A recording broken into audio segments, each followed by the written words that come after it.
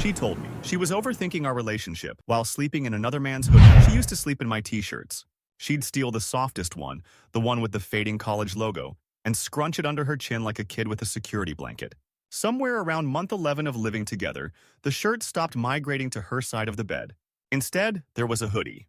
It was big even on me, oversized to the point of costume, and I'd never seen it before. The first morning I noticed it, the hoodie was draped over a chair at the kitchen table like a tired guest who'd overstayed and passed out sitting up. I was making coffee, letting the kettle groan the way it does right before it boils, when the steam carried the scent to me. Not her shampoo, not my detergent. Something sharp, clean, male, citrus with a shadow of smoke, like the end of a candle and a slice of lime. I caught myself leaning in toward a piece of fabric the way you lean into a lie you want to believe is true. If I stare hard enough, it'll tell me I'm overreacting. Where'd you get this? I tried to make it sound like a curiosity, a trivia question. I touched the sleeve lightly like the hoodie could spook. She came out of the hallway in socks and one of my old flannels, hair piled high, face puffy with sleep. That? She glanced and shrugged. Borrowed. Chill. Borrowed from who? Our neighbor, I think? She had a bag for Goodwill. I pulled it. It's comfy. Mia said everything like water. Smooth, the right temperature to step into. The air around her was always scented with words like boundaries and space, and I'm just overthinking things lately. She'd been saying that last part about us for weeks. She was kind when she said it. An arm around my waist, a kiss on the shoulder blade, as if kindness could soften the impact of being told I was building problems where none existed. Smells like cologne, I said. My voice did the thing it does when I want to sound normal. It tightened into a cheerful, strangled octave. Probably the neighbor's husband wore it. Or your detergent's out and you use the old stuff? She opened the fridge and leaned into the cold like it was a window.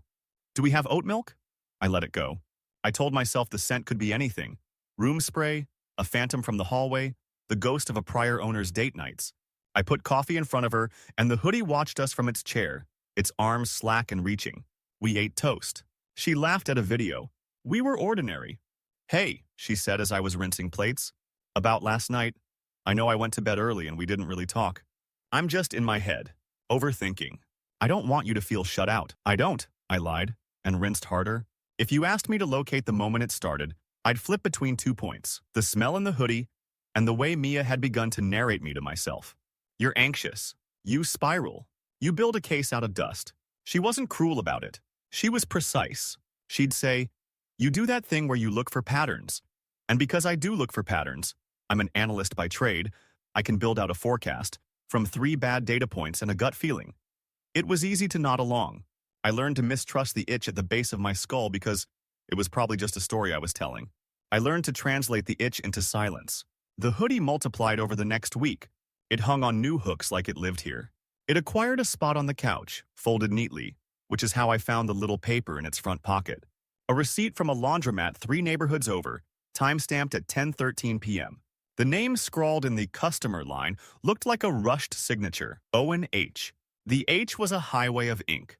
I stared, blinked until the letters blurred, and then laughed at myself because maybe the neighbor's husband, who I'd waved to twice and never learned the name of, was named Owen.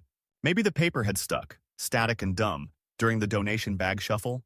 I set it on the counter and covered it with the salt shaker like I was pinning a butterfly and walked away. That night, Mia came home later than usual. The door snicked quietly, the way people do when they're trying to carry darkness inside without waking it. I was half awake, eyes in that thin cotton of sleep, and I heard the rustle of fabric and the sound of her stepping out of shoes. I wanted to say, how was your night? What did you do? Who did you see? Instead, I said nothing, because if you ask a question the right way, you turn into a detective. Detectives are not romantic. Detectives keep files. Detectives have suspects. I wanted to be a boyfriend. So I watched the green digits on the microwave glow 211 as she padded past, and I pretended I couldn't smell the candle and lime. The next morning, the hoodie had a new detail. A threadbare patch near the left wrist, a thumb-smooth oval where the fabric had thinned. It also had a tiny chalk-white mark along the forearm, like a splash from bleach gone wrong. I held the sleeve and the mark looked almost deliberate, like a comet someone had painted to make it unique. Mia sipped coffee and watched me watch it. You're doing it, she said softly. Doing what? Making meaning. Let me have a hoodie without it being a courtroom. I'm not making it a courtroom, I said, and heard the way my voice stood up straighter, like a witness on the stand. Never mind. She touched my forearm. You're my safe person, even when I'm stuck in my head. I need you to trust me when I say I need space. I nodded. I am good at nodding. I am good at being reasonable. I am good at deferring to a future where we will someday have the perfect talk, at the perfect time, with perfect words. We kissed. It was a decent kiss. Then she pulled the hoodie over her head and disappeared inside it like a magician into a prop. That afternoon, I was supposed to meet Jamal to watch the game. I texted him a rain check. He called anyway, voice immediately reading me like a chart. You sound like a guy staring at a wall while the wall stares back. Just tired. Is this Mia tired or job tired? Don't do that. I'll stop if you tell me one true thing. True thing. I think I'm inventing problems. You invent spreadsheets. Problems come pre-assembled. You want lunch tomorrow? He always asked questions like a rope tossed across a gap. Yeah, I said. Tomorrow. When I got home, the hoodie was slung over the back of the same chair, damp at the cuffs as if it had walked through mist. I carried it to the bathroom. The inside pocket felt heavier than fabric. My fingers found a small plastic disc on a ring, a keychain with the name of a bar printed around the rim. Harbor. I'd been once, months ago. A dim rectangle of room, blue lights, a DJ booth in the corner that looked borrowed from someone's basement. I placed the keychain on the edge of the sink and stared at it like it was going to announce its intentions. Mia's text came in then. Be back late, don't wait up. Heart emoji. I typed a reply, be safe, and deleted it. Typed another, love you, and deleted that too. I put the keychain back where I found it. If it had a story to tell, I wanted it to tell it in situ. Sleep was a restless thing that night. A blanket made of static. I woke to the hum of the building, the tick of our old fridge, the occasional car dragging its noise down the street. At some point, the door opened with that careful quiet again. I kept my eyes closed and counted Mia's steps like breaths. The bed dipped under her weight, the mattress sighing the way it only did when she rolled toward her edge, as far from me as a person can be while sharing a rectangle of foam. I listened for the hoodie's whisper. I swear certain fabrics have a voice when they move. I told myself I was being haunted by cotton. In the morning, I made coffee. I stood in the steam and let the smell of beans try to bully the other scent out of my head. The hoodie sat on the chair. I sat across from it and tried to write a to-do list for work. I wrote send report and underlined it twice. I wrote update model. I wrote stop being a cliché. I crumpled the paper and dropped it into the trash. When Mia wandered in, she pressed her face into the back of my neck and said, coffee. Late night? Just stayed after with some people from class, she said. She's been taking a UX design course, part-time. Brain was fried. We decompressed. At Harbor? I said, too quickly. She paused. Then a smile like a small, careful bridge. What? Nothing. Just asked. Babe, she said gently. You're sweet, but you're spiraling a little. I feel it. And when you spiral, I feel monitored. I need you with me, not over me. I looked at her and wanted to say, I am trying to be with you in a place where you only meet me when you're rested and the lighting is good and nothing smells like anyone else. Instead, I said, okay, because I wanted to be the person who could say okay and mean it. She kissed my temple. She took the hoodie from the chair. As she pulled it over her head, the comet of bleach flashed in the morning light. The scent rose up, candle and lime, and evaporated into the kitchen air like a promise I wasn't sure she'd made. When the door closed behind her, the apartment held its breath. I washed the 2 cups. I opened the window. I told myself to stop cataloging. I told myself love is not evidence and suspicion is not analysis.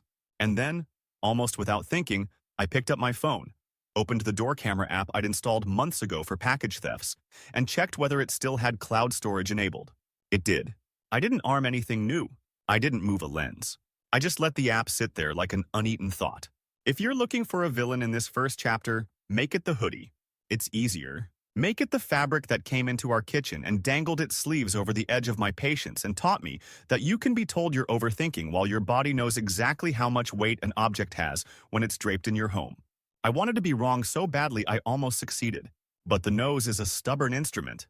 It keeps playing the same note until you name it. 2 days later, I came home from work to find the apartment dark, except for the soft blue light bleeding from Mia's laptop. She was curled on the couch, hoodie wrapped around her like armor, bare legs tucked underneath. A playlist was playing low through the speakers, slow, bass-heavy tracks I didn't recognize. She closed the laptop the moment she saw me. Hey, she said, smiling. You're early. Traffic was light. She stretched and yawned, the hoodie swallowing her arms. I was just catching up on some stuff. The playlist kept whispering in the background. I walked over to the counter to drop my keys and the screen of her phone lit up on the coffee table. Spotify still open. The title of the playlist caught me like a hook. Late set. Owen. A small square cover photo of a DJ booth in dim light. I stared just long enough for it to burn into memory before she locked the phone. "What do you want for dinner?" she asked, too casually. "Not sure yet." We made pasta. She told me about a group project for her class, about someone in UX who insisted Comic Sans was underrated. I laughed in the right places, poured us both wine, and ignored the hum in my head that was trying to connect Owen on the laundromat receipt to Owen in the playlist title. Later that night, I got a message from Mrs. Ramirez, the elderly neighbor in 3B. She's the kind of person who leaves zucchini at your door because she accidentally grew too much. She wrote, "Just checking. You guys okay? Saw Mia coming in late last night, almost 3 a.m. Looked like she had a fun night. Laughing with someone in the hall." She added a little smiley emoji. I read it 3 times. I typed, "Yes, all good, thanks," and deleted it. I typed, "Thanks for letting me know," and deleted that too. I settled on, "We're fine, thank you," because it was polite, neutral, and said nothing. When I mentioned it to Mia the next morning, she froze for half a beat and then laughed. "Babe, you're letting the whole building into our business? What's next?"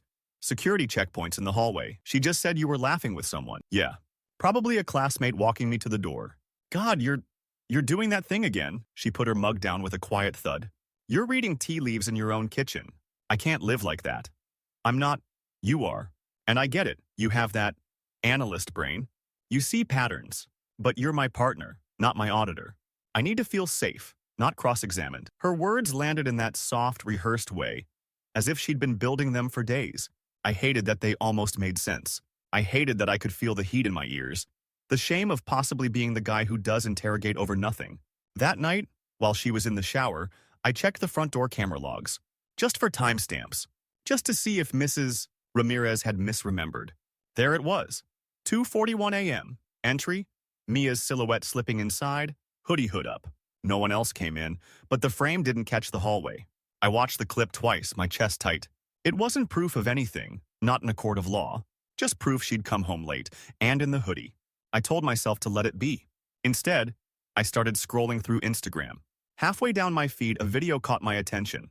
One of those shaky 15-second clips tagged at Harbor. The caption read, "Owen Holloway killing it tonight." The camera panned over a DJ booth. The crowd a blur of shadows and light, and then there he was. Tall, wiry, wearing the hoodie. My hoodie. No, not mine. The hoodie. The exact same bleach mark near the wrist. The same threadbare spot at the thumb. He leaned over the booth, grinning at someone off camera. The comet on his sleeve caught the strobe and burned in my brain. I clicked the profile. Public account. Owen's feed was full of music shots, crowded bars, the occasional selfie with people I didn't know. In one photo from a week ago, the hoodie was tied around his waist. The next morning, the hoodie was on the back of our couch again. I picked it up, turned it over in my hands, feeling that thin patch by the thumb. Mia walked in, hair wet from the shower, and froze. "What are you doing?" she asked. "Nothing. Just folding it." She took it from me, her eyes narrowing for just a second before she smiled. "You're weird," she said, and kissed my cheek. "Don't wait up for me tonight. We might do a late brainstorm after class." After she left, I pulled out my phone and found a live photo she'd texted me last week. Her holding a drink, smiling at the camera, string lights behind her. I pressed and held, letting the photo move. For 2 seconds, I heard the faint thump of bass, a cheer from a crowd, and Owen's voice muffled but clear. "All right, let's go." The timestamp matched the night misses. Ramirez had seen her come in at 3 a.m. I sat there, phone in hand, and felt something shift. It wasn't rage, not yet. It was clarity, like a lens finally coming into focus. I could still hear Mia's voice telling me I was overthinking. I could still smell the Lyman candle cologne. And I could see the comet-shaped bleach mark flashing under bar lights. When she came home that night, I didn't mention the video, or the live photo, or the camera logs. I just asked, "How was class?" "Good," she said, dropping her bag. "Productive." I smiled and nodded, because now I wasn't chasing reassurance. I was collecting, and sooner or later, every piece would fit. The next week felt like walking around with a pocket full of puzzle pieces I couldn't show anyone yet. I carried them in my mind. The laundromat receipt, the Harbor keychain, the playlist, the neighbor's late-night sighting, the live photo with the bass line in the background, and Owen's hoodie comet flashing in a stranger's video. Every time Mia told me I was reading too much into things, I thought about how much I still wasn't saying. One night, she suggested we try couples therapy. It's not because anything's wrong, she insisted, but because I want us to be stronger. To learn to communicate without you getting stuck in loops, she smiled like she was offering a gift. I agreed, thinking maybe a neutral third party would see what I was seeing, or at least hear it. Our first session was over video call. The therapist, a woman in her 40s with calm eyes, asked us to talk about a recent conflict. Mia went first, painting the picture of a loving relationship occasionally derailed by my tendency to overanalyze small, harmless things. She said she sometimes felt monitored and judged, and just needed me to trust her more. When it was my turn, I mentioned the late nights, the hoodie that didn't belong to either of us, and the inconsistencies in her stories. Mia's voice cracked when she said, "See? Even here, he's bringing up a hoodie. This is what I mean. He can't let things go." Tears welled in her eyes, and I could feel the therapist leaning toward her side. I left that session feeling like I'd been cross-examined for caring too much. 2 nights later, the doorbell rang just before 11 p.m. I opened it to find Jamal holding a takeout bag. "Thought you could use dinner," he said, stepping inside. We ate at the counter, and he watched me pick at my fries. "So," he said, "you're either going to tell me what's going on, or I'm going to start guessing, and you won't like my guesses." I told him everything, every piece of the puzzle. He didn't interrupt, just kept nodding slowly, eyes sharp. When I finished, he leaned back and said, "That's a lot of coincidence for someone telling you you're imagining things." He suggested I get concrete proof, something undeniable. The chance came faster than I expected. That weekend, Mia told me she'd be at a classmate's apartment working on a project. She left just after 8 p.m., hoodie in tow. Around 2:30 a.m., I got a notification from the door camera. Movement detected. I watched the clip. She came in wearing the hoodie, hair slightly messy, cheeks flushed. She set down her bag, pulled the hoodie over her head, and draped it over the chair before disappearing into the bedroom. In the morning, while she was still asleep, I checked the hoodie's pockets. Alongside the Harbor keychain was a crumpled flyer, a small black and white printout advertising Owen Holloway, live set, Friday 9 p.m. Till late at Harbor. The date was last night. When she woke, I tried one last time. "Who's Owen?" I asked. She didn't even flinch. "A friend. From class. He's a DJ at Harbor."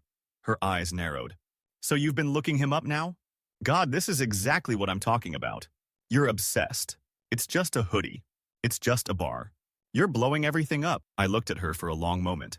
"If it's just a hoodie, why are you lying about where you've been?" Her voice rose. "I'm not lying. I'm protecting myself from your constant suspicion. That's not a relationship, it's surveillance." She stormed into the bathroom and slammed the door. The sound echoed through the apartment. But in the silence that followed, I didn't feel guilty anymore. I just felt sure. That was the moment I stopped asking her for the truth and started preparing to show it. The following Friday, I didn't say a word about my plans. Mia told me she'd be crashing at Emily's after a late study session. I nodded, kissed her on the cheek, and watched her walk out in that same hoodie. The door clicked shut and I waited. At 2:41 a.m., the notification came, motion detected. I opened the app and saw her step inside, hood up. She moved quietly, glancing down the hallway like she was checking for witnesses. In the frame, her hand brushed the camera lens by accident, and for a split second, I saw a smudge of white fibers on the cuff, almost like the felt from DJ booth padding. She dropped the hoodie on the couch and went straight to bed. I didn't touch it that night. I wanted to see it in the daylight. The morning sun caught the bleach comet perfectly. In the pocket, along with the Harbor keychain, was a single guitar pick stamped with Holloway in silver. I turned it over in my hand, and it felt heavier than it should have, because it wasn't just a pick. It was a breadcrumb, and I had a whole trail. When she finally woke up, she acted like everything was normal. She padded into the kitchen, poured coffee, and started talking about brunch spots for Sunday. I let her finish, then slid the guitar pick across the counter toward her. "What's this?" she asked, her voice flat. "You tell me." She picked it up, glanced at it, then back at me. "Owen plays guitar sometimes. He probably left it in the hoodie."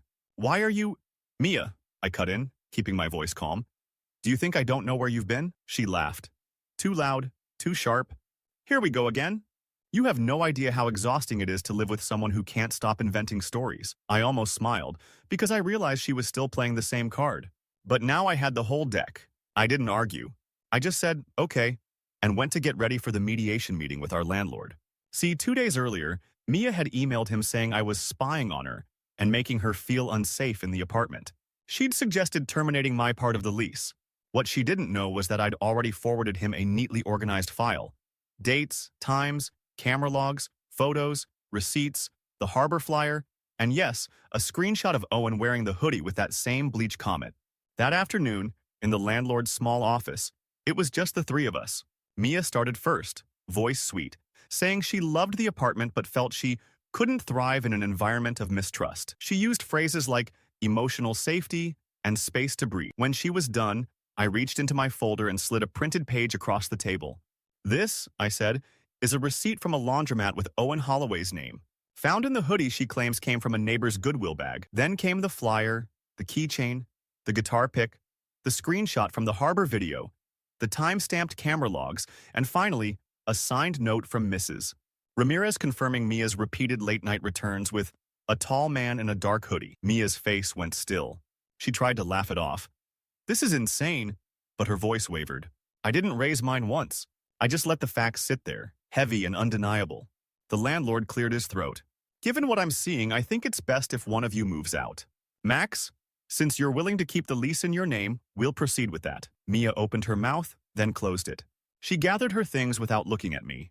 When she left the office, I felt the weight in my chest shift. Not gone, but lighter. I'd stopped asking her to tell me the truth. I'd shown it to her instead, piece by piece, until there was nothing left for her to stand on. She didn't come back to the apartment right away after the mediation. For 3 days, her side of the closet stayed full, her desk untouched, the hoodie gone. I half expected her to try one last performance, to sweep in with a speech about how I'd misunderstood everything. But instead, there was silence. On the 4th day, I came home to find her suitcase open on the bed, half-packed. She was moving quickly, folding clothes without looking at me. I'm staying with friends until I figure things out, she said. I leaned against the door frame. You could have just told me. She paused, hands in mid-fold, then laughed under her breath. Told you what? That I enjoyed wearing someone else's hoodie? That I had friends outside of you? Friends you sleep next to at 3 a.m.? I asked.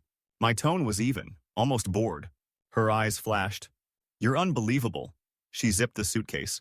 As she carried it toward the door, she glanced around the room like she was checking if she'd left anything. Where's the hoodie? She asked finally. Safe, I said. Think of it as a part of the lease record now. She gave me a tight smile and left without another word. The landlord came by later that week with the revised lease agreement in hand. Looks like you've been through it, he said. I signed. And it felt like drawing a line under a long equation I'd been working on for months. One final sum. She's gone. A few nights later, I got a message from an unknown number. Hey, this is Owen. Sorry to bother you. I didn't know you two were still together. She told me you'd been over for months. I stared at the screen for a long moment before replying, We're not anymore. Thanks for letting me know. No drama, no gloating. I didn't need it. I had every answer I'd been chasing. Over the next week, the apartment changed in ways I didn't expect. The air felt different, quieter, lighter. I could make coffee without glancing at the chair to see if the hoodie was there. I could fall asleep without the sound of the door easing open in the early hours. I boxed up the last of her things, except the hoodie. That stayed in the top of my closet, sealed in a bag with the receipt, the flyer, the pic, and the keychain. Not as a trophy, not as proof for anyone else, just as a reminder for me of how easily someone can turn your overthinking into a smokescreen, and how important it is to trust the part of you that notices the smell of smoke. The day she came to get her boxes, she didn't step past the threshold. She just said, I hope you're happy, and walked away. I didn't tell her I was getting there. I didn't tell her I was already closer than I'd been in months. When I closed the door, the latch clicked in a way that felt final. And for the first time in a long time, I didn't check the camera afterward. It took about a month for the echoes of her to fade. The apartment slowly became mine again. I rearranged the furniture, changed the bedding, even swapped the coffee mugs for a mismatched set I found at a thrift store. Little by little, the spaces where she used to exist stopped feeling like absences and started feeling like choices. Every so often, I'd get updates without looking for them. A mutual acquaintance mentioned she'd been at Harbor less lately. Then I heard Owen had stepped down as their regular DJ. Something about wanting a change after some drama. I didn't ask for details. I didn't need them. People have a way of finding their own endings. One evening, I ran into Mrs. Ramirez in the lobby. She patted my arm and said, The nights are quieter now. I'm glad you're doing well. I smiled and thanked her, realizing I actually was. On a rainy Saturday, I decided to clean out the top of my closet. The bag with the hoodie was still there, sealed up with the keychain, flyer, pic, and receipt. I sat on the floor, holding it for a long moment. It didn't smell like lime and candle anymore, just faintly of detergent. Whatever meaning it used to carry was gone. I considered throwing it away, but in the end, I folded it back into the bag. Not because I couldn't let go, but because it was part of the story that reminded me to trust myself. Not to ignore every doubt just because someone calls it overthinking. That night, I made an omelet for dinner, poured a glass of wine, and played music through the apartment speakers. Not her playlists, not mine from before, just something new. The kitchen light was warm, the rain tapping at the windows like a gentle metronome. For the first time in months, I didn't feel the need to check the time when I heard a noise outside my door. I didn't brace for the sound of her keys or the careful click of the lock turning. The noise passed, and the air stayed still. I leaned back in my chair, letting the music fill the space. The hoodie, the late nights, the arguments, they were all behind me now. She used to tell me I was imagining things. Maybe I was, but I'd rather live in a world where I trust my own eyes, my own ears, my own nose, than one where I hand that trust to someone who uses it as a shield. And as the rain kept falling, I realized I hadn't thought about the hoodie in hours.